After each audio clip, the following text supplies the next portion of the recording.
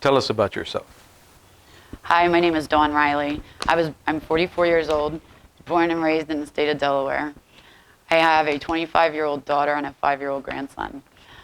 I experienced abusive trauma as far back as I can remember. Inside the home, I experienced molestation. I started drinking at 7. My story involves everything from violence to drugs to addiction to street life to extreme levels of abuse to involve family members as well as people that I've met as I've gotten older. As I've gotten into my adult life, my relationships have proven to be extremely affected because of my childhood. Why are you willing to talk about your story?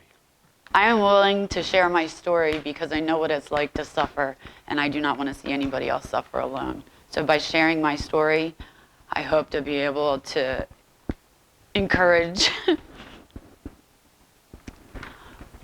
others to reach out for help and do what is necessary to get to safety. How long were you in the abusive relationship? I have been in multiple abusive relationships throughout my entire life, ever since childhood. In 2018, I started dating a man I actually knew in high school. Everything was great until January of 2019 when he threw me unconscious the first time. After which, I came up, I had blood coming down my neck. It was that night when I got up from being knocked unconscious the first time, I decided that I should be recording this because he's not acting right. And in doing so, he continued to tell me that he was feeding me crystal meth through my food for the last 4 months. At that point, I went into the kitchen. I decided to do what it is I had to do to avoid him at all costs. Needless to say, he came into the kitchen after me not long after. And that time, he also knocked me unconscious. This is all within an hour period. After I started recording him and he knocked me unconscious the second time, I had went in the kitchen to do dishes. So when I came back and I came conscious that time, the only thing I could see was the handle to a butcher knife that I had been cleaning prior to being thrown down. My first thought was to come up and grab that knife for protection and safety. As soon as that knife got in my hand, something came over me, and I knew that if I had touched him with that knife, I was going to go to jail that night. There was a third time he knocked me unconscious, which would have been at his house in Sussex County. That time he threw me through a door, and because I was kicking and screaming and defending myself forward away from him, he threw me down, pretty much body slammed me head first. I woke up to flip-flops being thrown in my face that time. I guess he would get nervous because I wouldn't be responding, and he had to make sure he basically didn't kill me. Numerous times I had contacted the police, both in Sussex County and in Newcastle County. And every time, apparently the police reports I found out later were written with me as the reporter and him as the victim.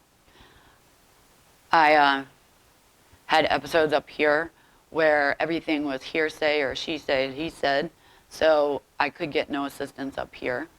I've not gotten victims' compensation because I refused to sign my forensic files because once I sign them, I've accepted what is written or what is incorrectly. I accepted an incorrect forensic file, and I refuse to do that. I have to this day never seen one of my police reports. Domestic violence can have 3 components: physical, emotional, and sexual. Which do you feel was most prevalent? There are 4 components, as far as I'm concerned, to domestic violence or abuse in general.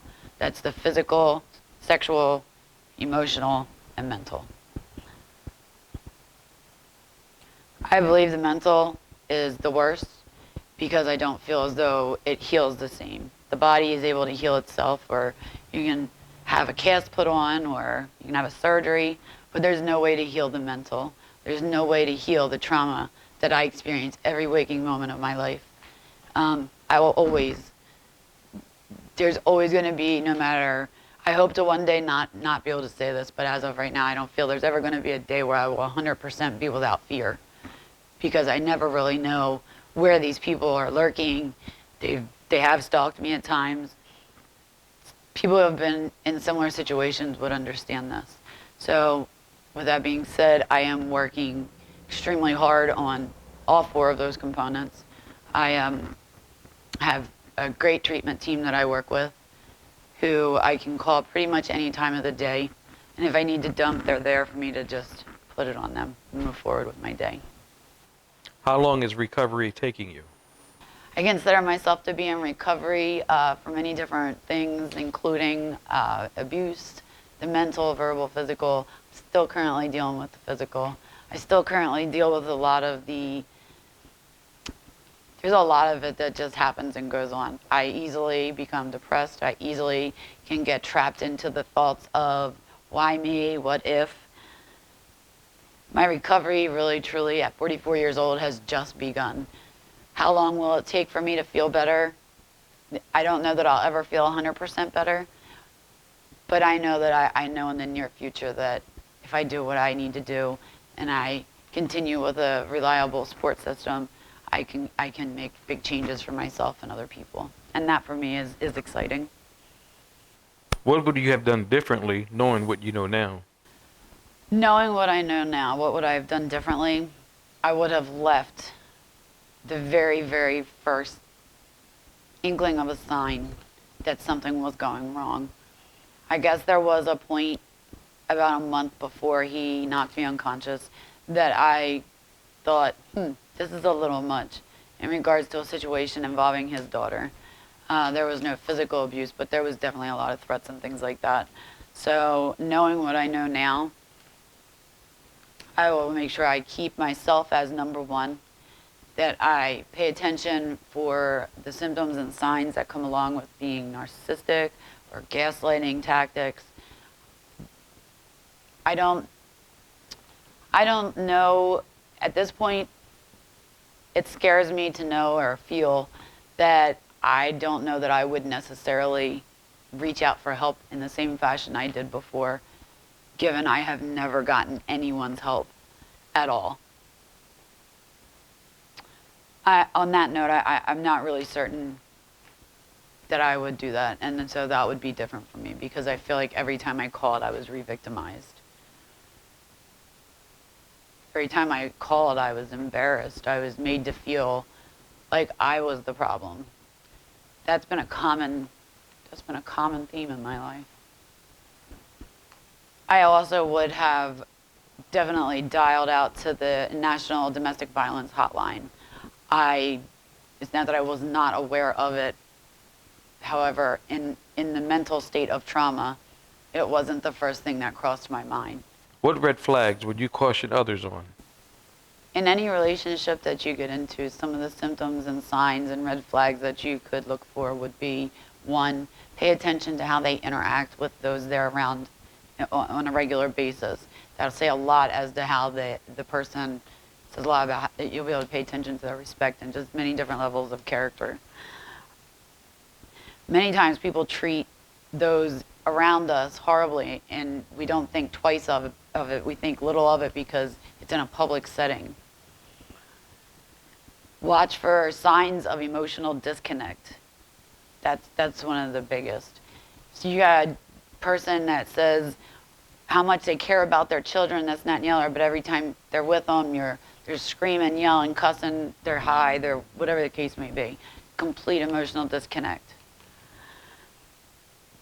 If you get into a relationship and they quickly start to show signs of aggression or possessiveness or being super clingy, they question everything you do, that's a major sign.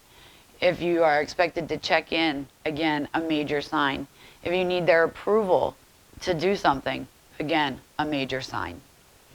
Especially if you're in a relationship that is not a married type, committed type relationship, these are all major signs.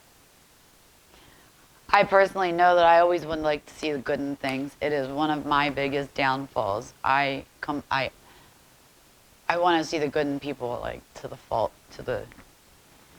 we have to start seeing people for what they are. We can't fix everybody, but we can fix ourselves. What do you want to say to those who may be in that situation? To anyone out there suffering from domestic violence, you are not alone. Please take time for yourself and reach out and advocate for your own safety. You mentioned earlier that you started DVA. What resources do you offer, and how would someone in need obtain those? Some of the areas that domestic violence ambassadors would like to focus on are making sure that there are enough safe houses within the communities that we serve,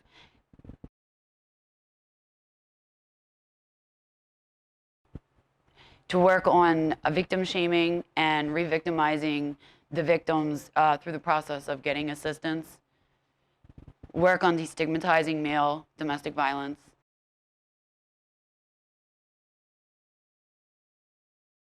provide safety planning, court liaison work. We will be offering self-defense classes.